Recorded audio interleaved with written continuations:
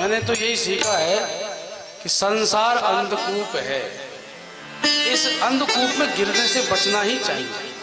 जहां तक हो सके संसार में गिरो ही नहीं, और गिर गए तो बच के रहो।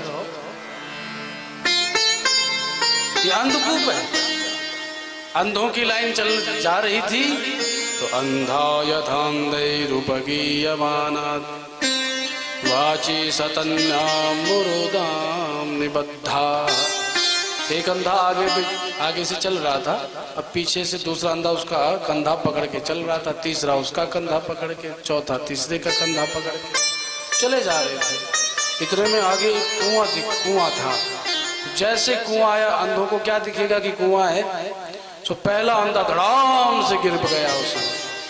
अब जैसे गिरा कि भयंकर शब्द हुआ, दूसरा बोला अरे कहाँ गया, अरे भैया कहाँ हो, ये शब्द कैसे हो गया।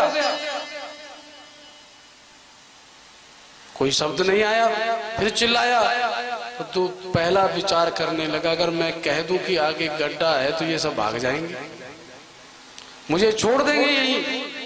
इसलिए उसने सोचा हम तो गिर ही गए, इनको भी गिरा दो, चलो साथ में बैठे रहेंगे, कुछ गपशप तो लगाएंगे।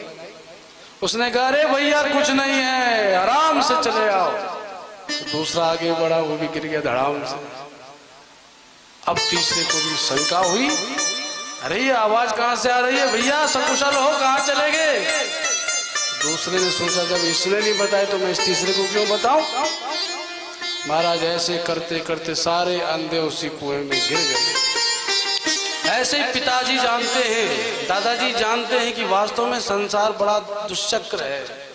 फंस जाते हैं तो भजन का समय नहीं लगता, लेकिन अगर पौत्र या पुत्र घर छोड़कर जाने की बात करे तो इनको चिंता हो जाती है, अगर ये चला गए तो हमारा क्या होगा, हम किसके सहारे रहेंगे। इसलिए सोचते हैं कि हम तो फंसे ही गए, इनको भी फंसाओ, साथ में तो रहेंगे। ऐसे ही पिताजी, ये अंध कुएं के समान संसार है, हम अंधों के समान गिरते हुए चले जा रहे हैं।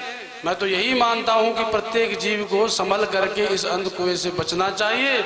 और वनम गतो यद हरिमाश्रयेत, वन में जाकर के हरि की शरण ग्रहण करनी चाहिए। वनम श्री वृंदावनम श्री कृष्णम आश्रयेत, वन अर्थात वृंदावन। इस वृंदावन में आकर के भगवान श्री कृष्ण बिहारी जी की शरण ग्रहण करनी चाहिए। अथवा वनम श्री बद्री वनम, बद्रिकाश्रम क्षेत्रम, अर्थात या तो वन, इसको भी वन कहते हैं वृंदावन, और बद्रिकाश्रम क्षेत्र को भी बद्री वन कहते हैं। तो वनम वृंदावनम अथवा वनम बद्री वनम हरिम श्री नारायणम आश्रयेत।